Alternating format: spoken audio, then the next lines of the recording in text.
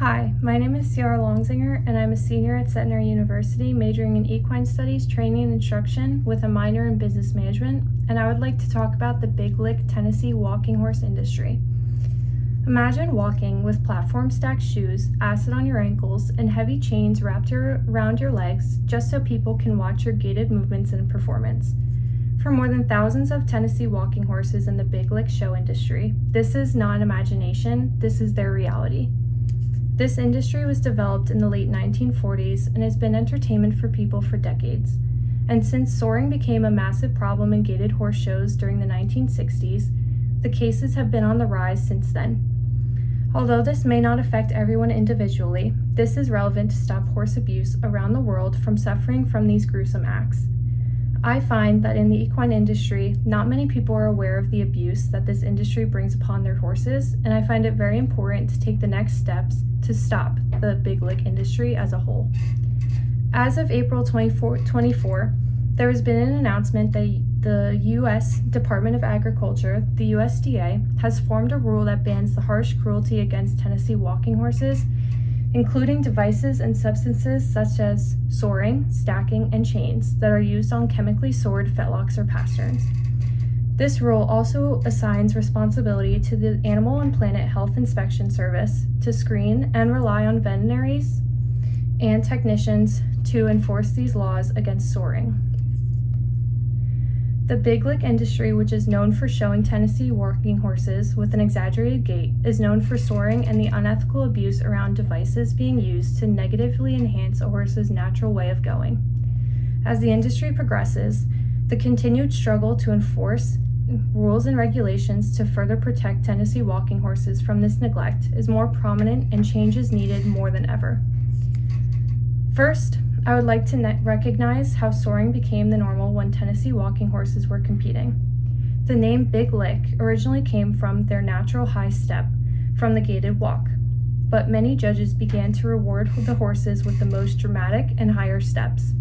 This critique led trainers to resort to abusive tactics to gain a higher ranking within competitions, which led to an outrage of negative responses from the public.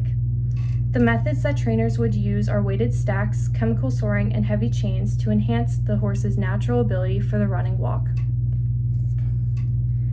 I would like to highlight the three types of abuse in more detail to explain the pain these horses had to endure. First, chemical soaring is the infliction of pain used by caustic chemical reactions and applied on the back of a horse's pastern. This type of soaring involves coating the lower leg with rubbing irritants or blistering agents, and then wrapping the leg up with plastic to accentuate the effects. This caused chronic pain, scarring, and a traumatic response when horses put their feet down.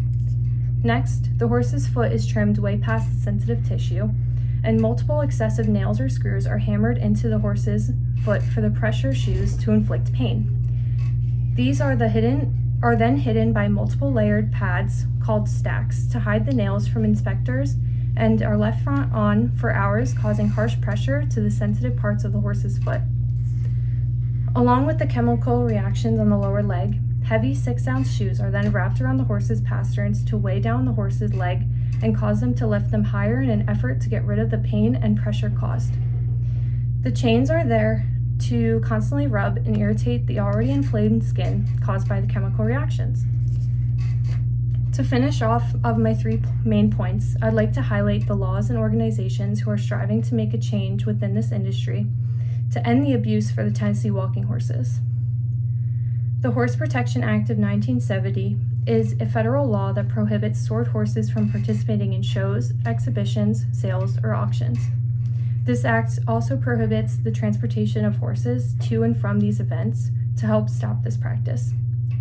The Prevent All Soaring Tactics Act of 2024, also known as the PAST Act of 2024, is a bill that was officiated by Congress that addresses the practices of soaring horses' limbs that causes pain, inflammation, lameness, and stress within the horses.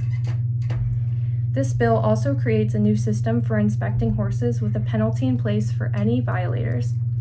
Lastly, the U.S. Department of Agriculture, also known as the USDA, has recently enforced the Horse Protection Act in order to combat the management of Tennessee Walking Horse National Celebration filing suit in federal court in Texas to block the rules initially. As of 2025, the rules are set to take full effect in February 2026 to oversee inspections as well as banning all devices, methods, and substances associated with soaring. With all these points in mind, we have uncovered the reality of the Big Lick industry's intent to harm Tennessee walking horses and how they look for both the financial and competitive gain in horse shows. By highlighting the abuse that continues behind the scenes of these rules and regulations, I hope to shine a light on the despair that these horses have when dealing with the abuse from these soaring tactics.